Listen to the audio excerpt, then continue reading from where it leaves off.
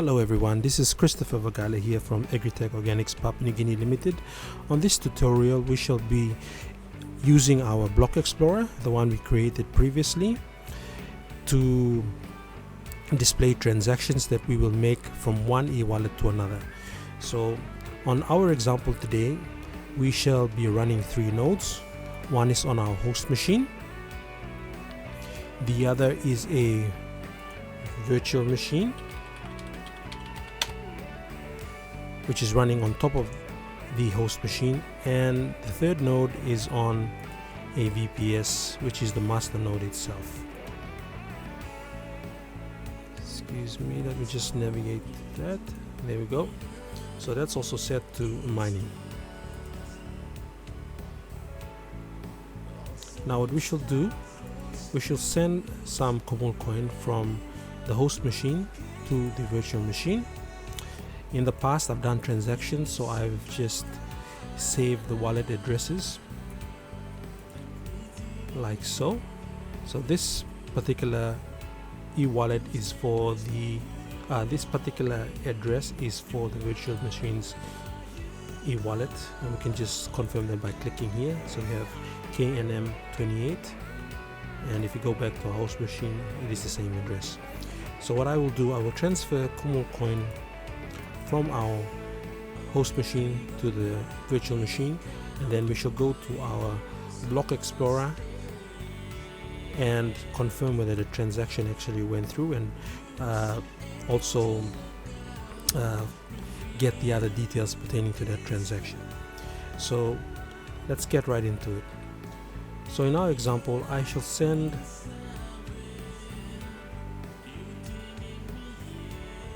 Kumulcoin in the amount of 2,000 kina, 2,000 Kumulcoin, beg your pardon, to this address here. I can either copy it or I can go to the address book. So I shall go to send, click on my address book, and the address is here already. Click on that and OK. And I shall send the amount of, let's make the 2,500, because I've sent 2,000 before and we might confuse it with another transaction on our transaction listing.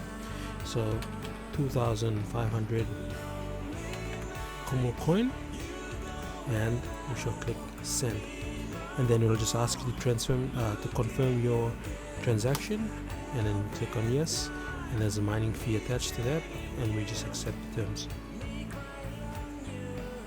So that's done.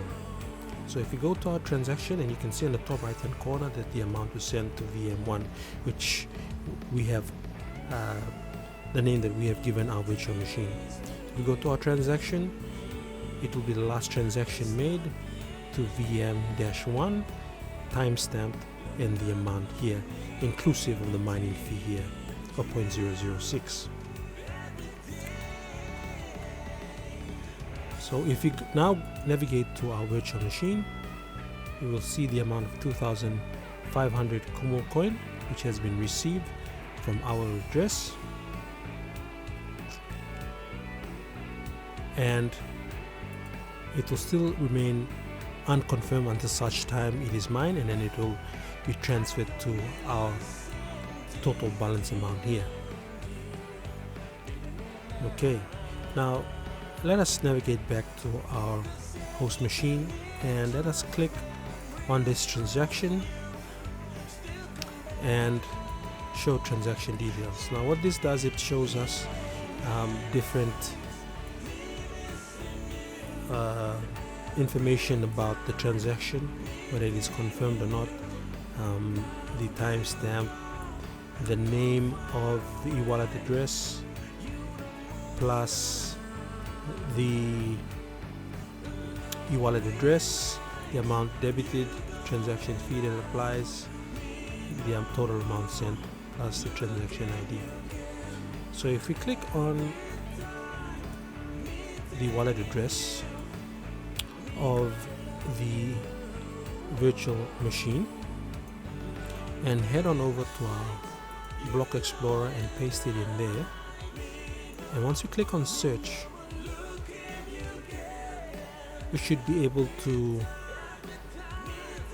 see the transaction. Okay, now if you go by the timestamp, the most recent transaction will appear at the top here, but as you can see, it hasn't appeared yet, and that's simply because of the fact that the block hasn't yet confirmed, so it will not show. So let us give it a few minutes, and then let's do the same thing, and hopefully the amount should show on our block explorer. So I'll just put our video on pause and it will come back when the block is confirmed. Okay, welcome back everybody. So let us try that again now that we've waited a few minutes. Let's go back to our host machine, get our transaction details, copy the e-wallet address, and then let us head on back to our block explorer. Let us paste the address in there and let us search. And let's see. Oh, so it does appear. Now, as you can see, it's been timestamped. Today's the 25th, and everything looks in order more or less. We have the 2,500 that we sent. If you click on this, it will give us more information about the hash itself and the other amounts that were mined, and actually show as part of the wallet's balance. So you can see the amount is appearing here, and all seems to look as though it's working properly. So if we head on back out to our explorer here, we should be also able to see it on the block explorer, which is over here. Let's click on that hash again, and there you go. We have the transaction ID and so on and so forth.